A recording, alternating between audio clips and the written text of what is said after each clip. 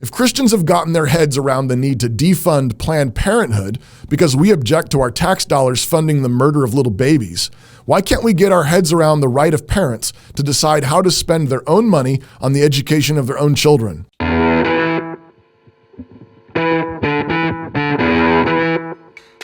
Introduction. Whenever something sounds too good to be true, the rule of any sane person should be to consider it a scam until proven otherwise. When you get that email from that Saudi Arabian prince wanting to share his inheritance with you, I'm no financial advisor or a Middle Eastern political dilettante, but I advise you to use your trash button vigorously. So when a movement begins picking up steam calling for school choice, thoughtful Christians and conservatives should have all their hackles done up for a party and their rhetorical guns at the ready. Remember, we live in a land that celebrates choice, and that means murdering babies. We live in a land that celebrates choice and grooms little kids into sexual confusion and madness, secretly castrates teenagers without parental knowledge or consent, and demands that you take injections of unspecified content because, shut up, you bigot. That's the world we live in. So when people begin heralding a newfound freedom of choice, freedom to choose whatever school you want your children to attend, freedom to have dollars following the kids, and so on, it would be good, healthy even, to get all of your defenses up and maybe even pull out a few knives. This is the exact same scene of many crimes in our land. Your cursor should be hovering over that trash button. Don't get me wrong.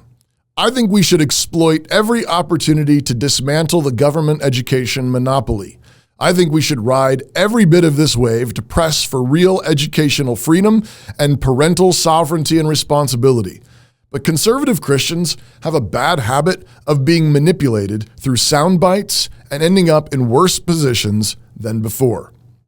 So let's review. Currently, as far as I know, the way government education works in the United States is that everyone who owns property pays into a state fund.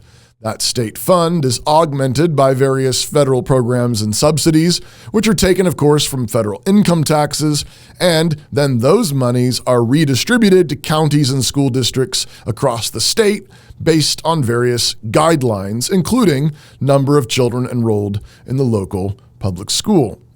This means that parents who do not want to send their children to public schools must pay into the government education programs via property taxes, even though you don't use the program. And don't forget that if you pay rent, you're still paying into the program via your monthly rent.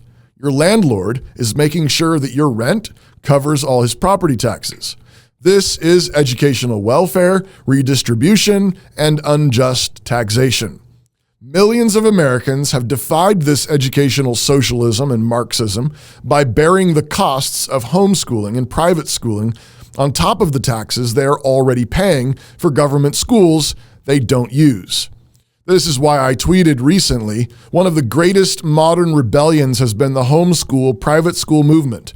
Millions of Americans making the sacrifice to pay tuition costs on top of their taxes, effectively paying tuition twice. The next step is getting our tax money back with no strings attached. Which brings us to the so-called school choice movement. I would love to be wrong about this. I would love to find out that some state really is letting parents completely opt out of government regulation, government coercion, and government redistribution for education.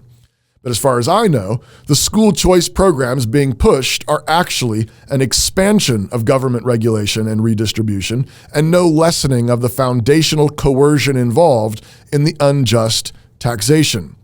The most common program being championed by school choice advocates right now are ESAs, Education Savings Accounts.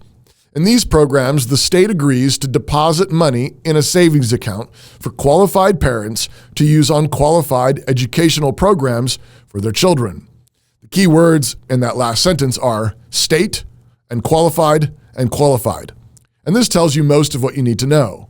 In these schemes, the state is still claiming sovereignty over the educational venture, and this is proven by the fact that it is the state that is determining which families are qualified to have some of their money back and which educational programs are qualified to receive those monies.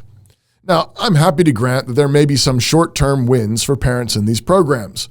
A poor single mom that wants to send her kids to a classical Christian school suddenly has the tuition dollars in her bank account and doesn't feel trapped in the public school where her kids are being brainwashed all day.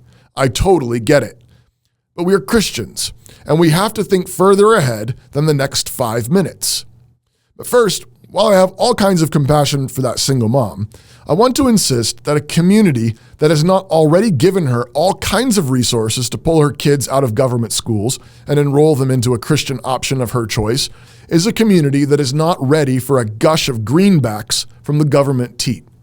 The community that has not already declared war on the communism inherent in government schools and made the great sacrifices to evacuate their children from those occupied territories is not a community that has proven to have the wisdom, discernment, foresight, or compassion necessary to see through this minefield. Second, consider the fallout of expanded government redistribution and regulation. We've already seen this in higher education. What happened over the last 40 years with Pell Grants and government loans? Our higher education system has gone to hell. And I mean that quite literally. Even most of the so-called Christian colleges and universities are loaded up with diversity, inclusion, and equity clowns. The current is so strong that even Grove City College, one of the only colleges in the nation that doesn't take government money, is in the thick of a controversy over diversity and woke policies. I know of a young woman personally who was forced to leave Grove City College during COVID because she refused to comply with their anti-science masking regime. What will the result be of government funding through ESAs? Mass compromise. Why? Because money ill-gotten corrupts. That money being put in your ESA, that's blood money.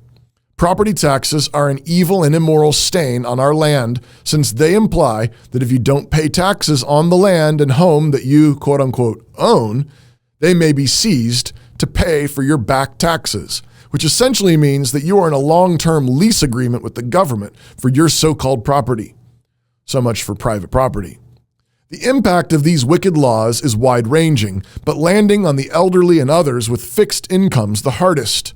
As communities grow and develop, home and property values tend to rise, and with values rising, taxes rise.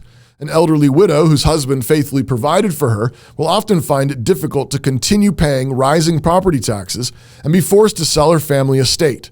This is nothing short of Ahab's theft of Naboth's vineyard in slow motion.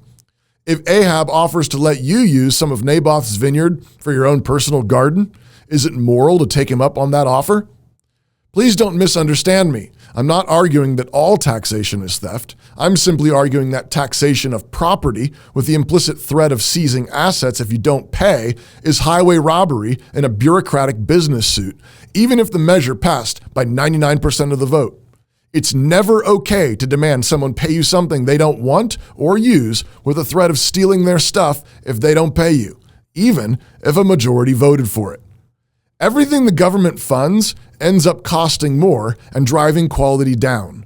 If you don't think that will happen with ESAs, there's this Saudi Arabian prince I'd like to introduce you to. When money is more easily gotten, the pressure to raise prices increases because you can get more. But when the money easily gotten is not based on real goods and services, real values, those price increases are simply inflation. When you start down a path of incrementally accepting more money without a corresponding demand for increasing quality or quantity, you are already accepting a downgrade of quality. Again, I refer you to the American college scene, where billions of dollars are not only being spent to brainwash future teachers, doctors, and lawyers, not to mention moms and dads, into believing Darwinian and Marxist lies, but they are also doing so with water slides, climbing walls, jacuzzis, and dormitory amenities that keep STD rates high and virginity rates low. Conclusion. I've heard some proposing school choice in the form of tax credits. The plus side of tax credits would be relative lack of strings attached. The downside would still be the government pretending to have the authority to take our money in the first place. This would also likely continue to include some measure of redistribution, since tax credits are often awarded based on income levels, granting larger credits to those with lower incomes. If tax credits were matched to actual taxation payments, that would be even closer to giving people back the money that was actually stolen from them. But then, why do we continue to allow our money to be stolen in the first place?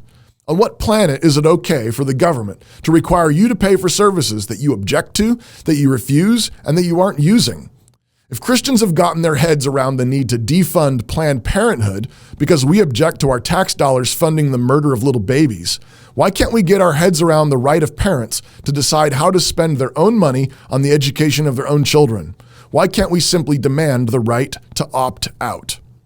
The cry and hue goes up that unless the state provides education, the poor will suffer and the social and economic impact will be disastrous. But this really is ridiculous. Government programs have the worst track records. They are bloated with regulations, red tape, and nuisance bureaucracy. The government insisting that if they don't take care of education, the poor will suffer is like an obese man insisting that if he doesn't run the exercise and nutrition programs, everyone will be sick and unhealthy. Just look at San Francisco, Seattle, Portland. Look at those Marxist utopian paradises.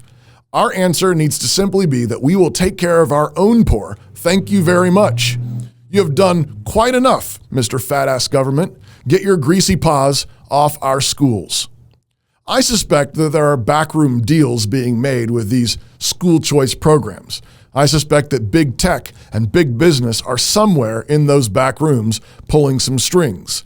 Education is a massive business like healthcare, and if you don't think there's corruption involved, have I told you that I'm a Saudi Arabian prince with a gold mine I need to unload?